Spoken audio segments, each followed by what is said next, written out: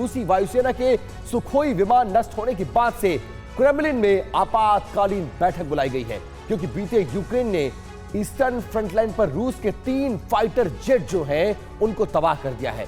फरवरी के 13 दिन रूस के लिए बहुत भारी गुजरे हैं। रूसी वायुसेना को 13 दिन में 13 विमान गंवाने पड़े हैं।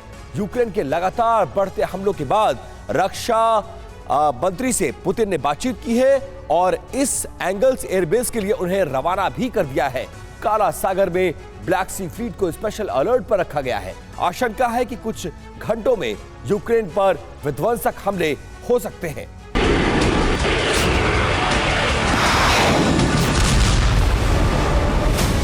उनतीस फरवरी को जब रूस के राष्ट्रपति व्लादिमीर पुतिन संसद के मंच से रूस की शक्ति का शाब्दिक प्रदर्शन कर रहे थे, ठीक उसी वक्त यूक्रेन के आसमान पर रूस अपनी बारूदी शक्ति का शौर्य प्रदर्शन कर रहा था।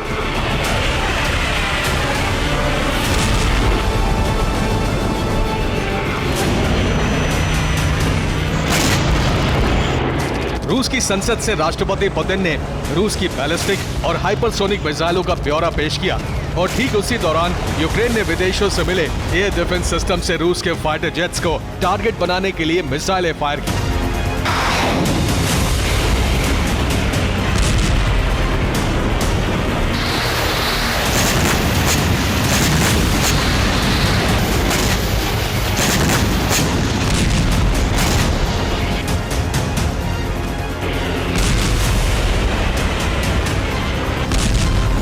पुतिन ने दुनिया को गिनाया कि कितने परमाणु हथियार अपग्रेड हो चुके हैं।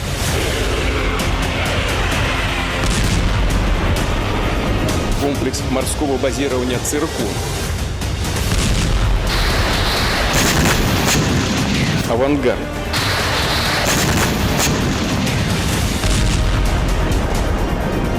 баллистические ракеты «Сармат».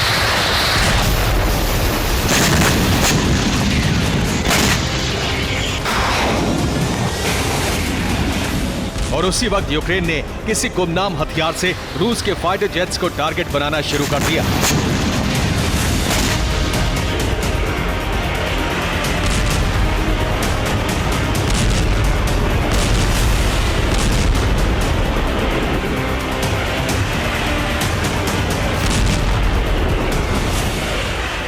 ईस्टर्न फ्रंटलाइन के आसपास रूसी वायुसेना के सुखोई 34 विमान यूक्रेनी मोर्चों पर बमबारी करने पहुंचे थे, लेकिन यूक्रेनी मिसाइल वर्षा का शिकार हो गए।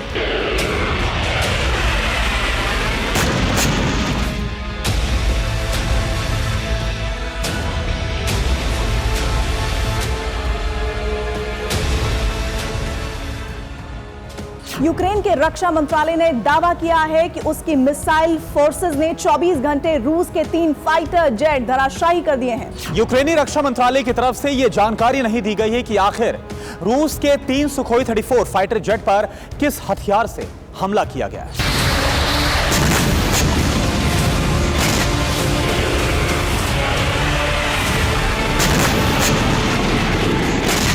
यूक्रेन के मिसाइल हमले से आसमान पर उड़ते रूस के 3 सुखोई 34 बम वर्षक तबाह हो गए।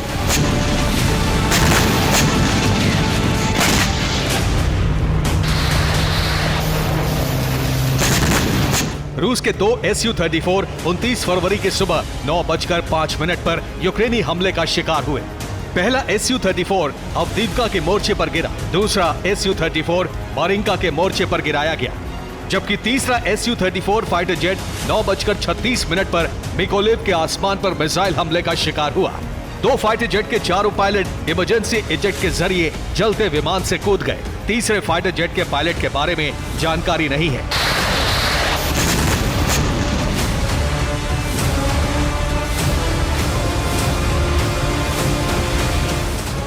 साल का सबसे छोटा महीना फरवरी रूस के लिए बहुत विनाशक साबित हुआ है। इस महीने में यूक्रेन ने रूसी वायुसेना को बड़ा झटका दिया है।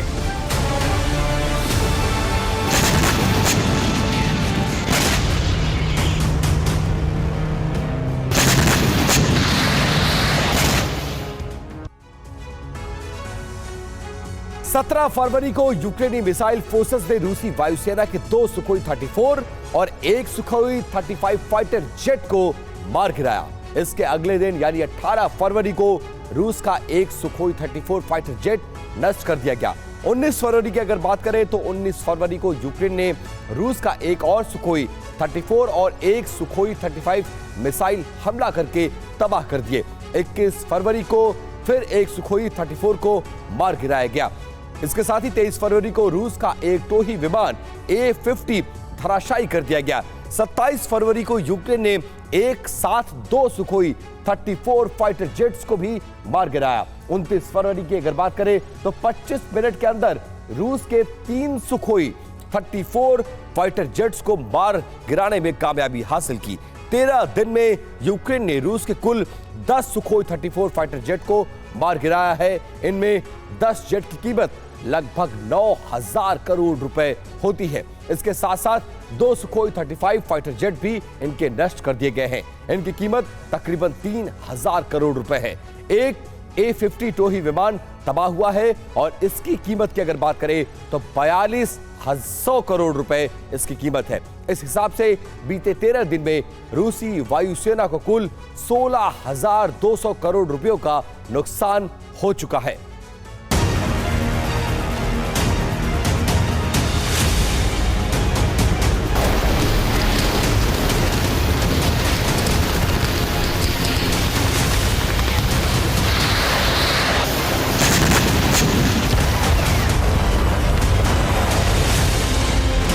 फरवरी के महीने में यूक्रेन ने रूस का सिर्फ इतना ही नुकसान नहीं किया बल्कि एक युद्धपोत और न्यूक्लियर एनर्जी से चलने वाला आइस ब्रेकर जहाज भी ध्वस्त कर दिया।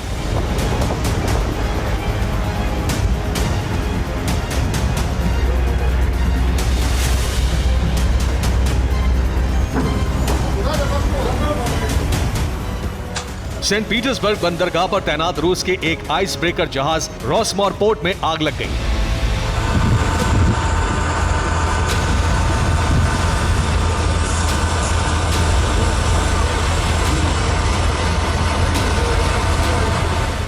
आइस ब्रेकर पर तैनात अग्निशमक दल ने आग बुझाने का ऑपरेशन शुरू किया, लेकिन इतनी देर में आइस ब्रेकर को बड़ा नुकसान उठाना पड़ा।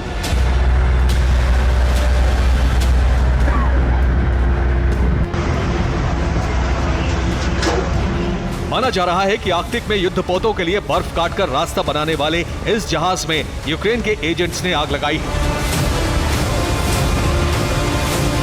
यूक्रेन लगातार रूसी फोर्सेस पर हमले कर रहा है।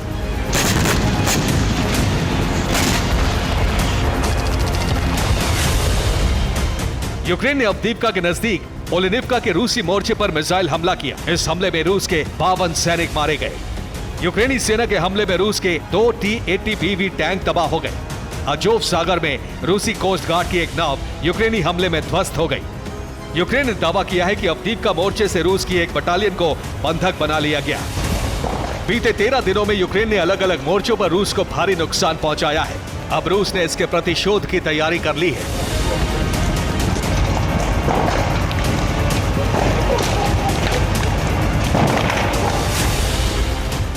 यूक्रेन के इन हमलों के बाद रूसी रक्षा मंत्री को देर रात ही एंगल्स बेस पर रवाना किया गया है।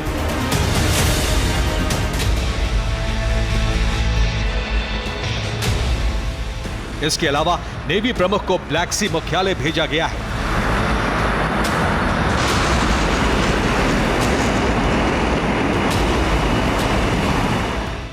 सारातोव के नजदीक एंगल से बेस पर रूस के SU फाइटर जेट स्क्वाड्रन और TU न्यूक्लियर बॉम्बर तैनात हैं। इसके साथ ही ब्लैक सी फ्लीट के युद्धपोत और सबमरीन को बड़े हमले के लिए अलर्ट पर रखा गया है।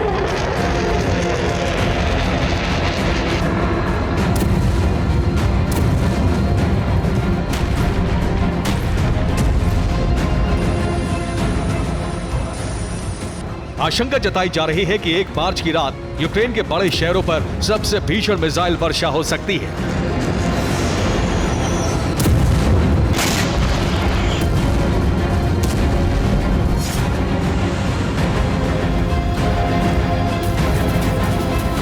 रूस ने काला सागर में KH-55, KH-101, KH-22 cruise missile भेजी है। इसके साथ साथ बैलिस्टिक मिसाइलों की खेप भी काला सागर फ्लीट को भेजी गई है।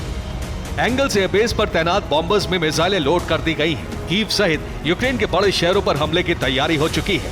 पोलैंड बॉर्डर के पास बने यूक्रेन के हथियार गोदामों पर भी हमले किए जा सकते हैं।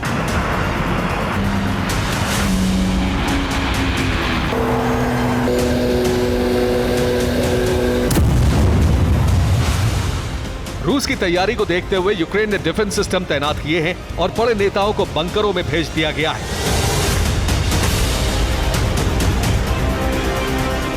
लेकिन रूस के विनाशक हमलों को रोकना आसान नहीं होगा और डर यह है कि यूक्रेन एक बड़े विनाश से कुछ ही घंटे दूर है।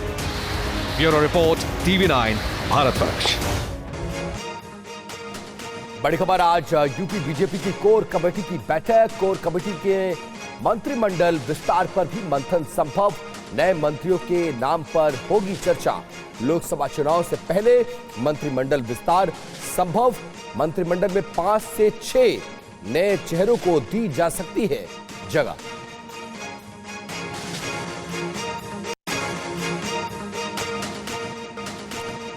बड़ी खबर, अफगानिस्तान में भारी बर्फबारी का कहर। बर्फबारी से 15 लोगों की मौत, 30 से ज्यादा बीमार। सड़कों पर कई फीट तक। क्रीमिया यूक्रेन के लिए टॉप टारगेट पर है। यूक्रेन का कई मिशन कामयाब भी रहा है और रूस को भारी नुकसान भी उठाना पड़ा है। लेकिन अब रूस चौकन्ना है। एयर डिफेंस की तैनाती की वजह से यूक्रेन के ड्रोन अब नाकाम हो रहे हैं। इसलिए यूक्रेन ने एक बार फिर से सर्जिकल स्ट्राइक का फैसला कर लिया है। पिछले दिनों यूक्रेन का एक सीक्रेट मिशन सिटाडेल कामयाब रहा था। उसी तर्ज पर फिर से स्पेशल टीम बनाई गई है और क्रीमिया को दहलाने के लिए यूक्रेनी कमांडो रवाना कर दिए गए हैं। रूस के हर सर्विलांस सिस्टम को फिर से चकमा देने में यूक्रेनी फौज कामयाब रही, लेकिन एक गलती से पूरे प्लान पर पानी फिर गया। क्या कुछ हुआ, इस स्पेशल रिपोर्ट में आपको दिखाते हैं।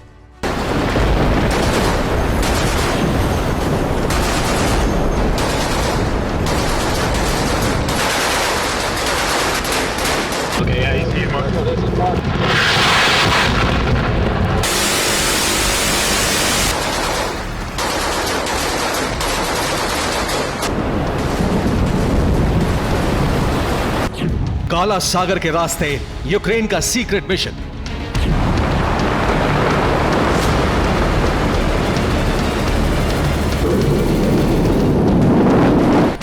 उफनती लहरों के बीच खामोशी से बढ़ते सैनिक।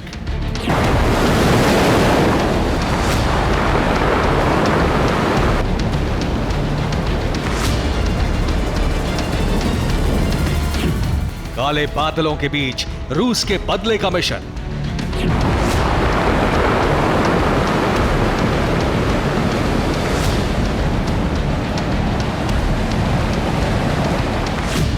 यूक्रेन की एक गलती और द एंड।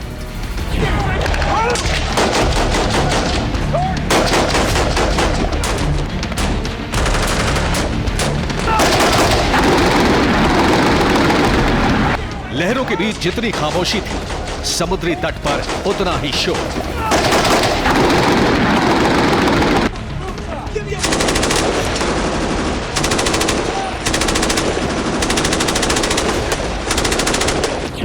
अट्ठाईस फरवरी, दिन बुधवार, वक्त दोपहर 1 बजे। यूक्रेन के राष्ट्रपति ज़ेलेंस्की, आर्मी चीफ सायरस्की और यूक्रेनी आर्मी की 73वीं बटालियन के कमांडर्स की एक सीक्रेट बैठक हुई। इस बैठक के बाद ही यूक्रेन के कुछ चुनिंदा कमांडोज ने एक स्पेशल मिशन की तैयारी शुरू कर दी। 29 फरवरी, दिन गुरुवार, वक्त रात 9 बजे।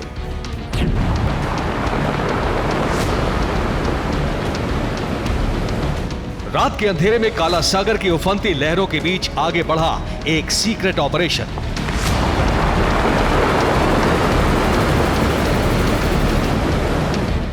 यूक्रेन के कमांडो स्पीड बोट में सवार थे। हथियार उतने ही जितने किसी बोट पर लेकर जाया जा सकता है। लहरों को चीरती हुई कई बोट क्रीमिया की तरफ बढ़ रही थी। रूस के गश्त लगाते वॉरशिप को चकमा देकर यूक्रेनी बोट्स आगे बढ़ते रहे। यूक्रेन के सीक्रेट मिशन का मकसद था क्रीमिया में घुसकर हमला करना, एक द्वीप पर मौजूद सैनिकों का खात्मा करना, रूस के रडार स्टेशन को तबाह करना और रूस की निगरानी चौकियों को नष्ट करना। यूक्रेनी कमांडो की बोट तट तक पहुंचने में कामयाब हो गई। 25 से अधिक कमांडो को अब अपने मिशन को अंजाम देना था। लेकिन तभी मशीन गन गरजने लगी।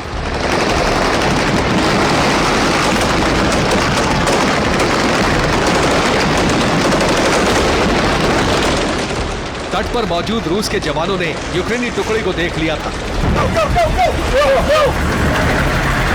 अब मिशन आमने सामने की जंग को जीतकर ही पूरा हो सकता था।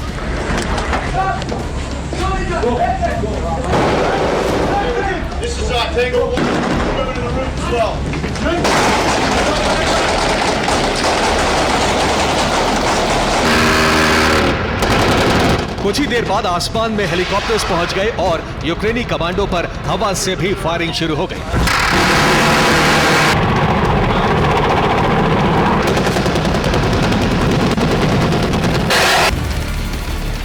रात के घुप अंधेरे के बीच यूक्रेनी कमांडो अपनी जान बचाने के लिए फायरिंग कर रहे थे, तो दूसरी तरफ से रूसी फौज बरसा रही थी आग।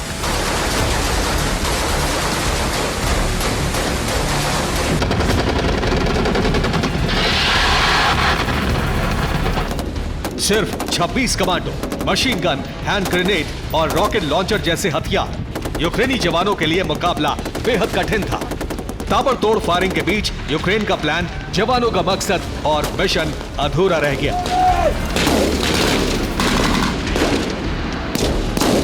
आगे क्या हुआ आपको बताते हैं।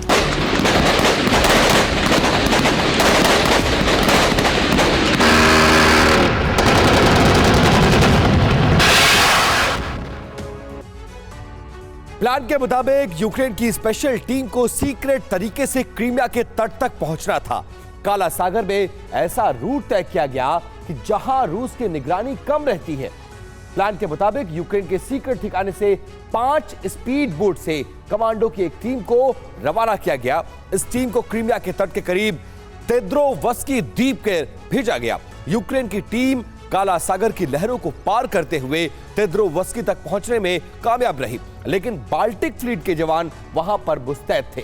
तट पर सख्त पहरा था। जमीन पर रूस के सैकड़ों जवान पहरा दे रहे थे। उन्होंने अनजान बोट को देखते ही फायरिंग शुरू कर दी। हेलीकॉप्टर्स भी आ गए। इस हमले में यूक्रेन के 3 बोट जलकर राख हो गए। करीब 20 सैनिकों की भी मौत हो गई, जबकि एक बोट को रूसी फौज ने जब्त कर लिया। मौके से सिर्फ 6 सैनिकों के साथ एक बोट सुरक्षित वापस यूक्रेन लौटने में कामयाब रही।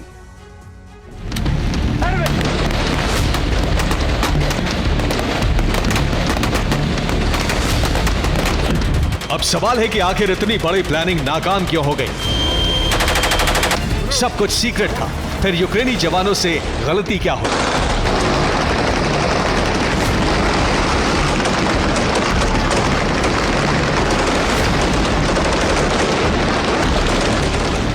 रिपोर्ट के मुताबिक अब तक यूक्रेन के तमाम मिशन तट की सीमा तक सीमित थे, लेकिन इस बार यूक्रेनी जवानों को जमीन पर आगे बढ़ना था। यूक्रेनी जवानों ने समुद्री सर्वेलांस को चकमा दिया, लेकिन क्रीमिया में तैनात पैदल सेना को भूल गए। क्रीमिया की घेराबंदी को लेकर लापरवाही बरती गई। यूक्रेन के लिए बुरी खबरों का दौर जारी है। अवदिव्का के बाद अब क्रिंकी से यूक्रेनी फौज को वापस लौटना पड़ा है।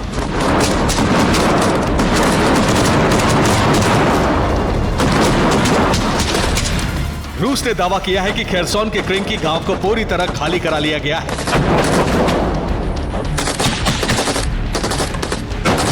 क्रिंकी खाली करके यूक्रेनी सेना वापस लौटी। नीपर के किनारे मोर्चा बनाने की कोशिश जारी। बुधवार को यूक्रेन के 20 सैनिकों की मौत। अवदिव्का में एक बार फिर जंग शुरू हो गई है। यूक्रेन को इस इलाके में फिर भारी नुकसान उठाना पड़ा है। रूस ने दावा किया है कि सिर्फ गुरुवार को ही यूक्रेन के करीब 500 सैनिकों की मौत हो गई और 7 टैंक नष्ट कर दिए गए। सुमी में रूस ने 10 इलाकों पर हमला किया। डोनेस्क में रूस के हवाई हमले से यूक्रेन को भारी नुकसान उठाना पड़ा है। 24 घंटे में डोनेस्क में यूक्रेन के 600 सैनिकों की मौत हुई है। लेपर्ड टैंकों को नष्ट करने के बाद अब रूस के टारगेट पर अमेरिकी ब्रैडली फाइटिंग आर्मर्ड व्हीकल्स हैं। रूस का दावा है कि यूक्रेन में मौजूद ज्यादातर ब्रैडली को भस्म कर दिया गया है। रिपोर्ट के मुताबिक रूस के हमले में यूक्रेन 68 ब्रैडली वाहनों को खो चुका है। अमेरिका से यूक्रेन को करीब 180 ब्रैडली की सप्लाई की गई थी। यूक्रेन जंग में करीब 120 ब्रैडली का इस्तेमाल कर रहा है।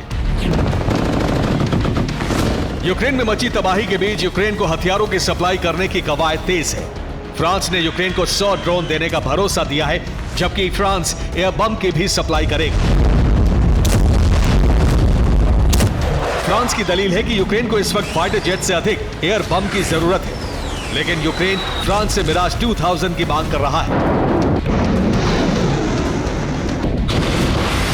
यूक्रेन को F-16 विमानों की खेप जल्द मिलने वाली है। दूसरी तरफ मिराज 2000 के आने से यूक्रेन की हवाई ताकत में और इजाफा होगा। फिलहाल यूक्रेन रूस पर हवाई हमला करके अवदीव्का और खेरसोन को खाली कराने का मिशन लॉन्च करने का प्लान बना रहा है। Bureau report, TV9, Bharatvarsh.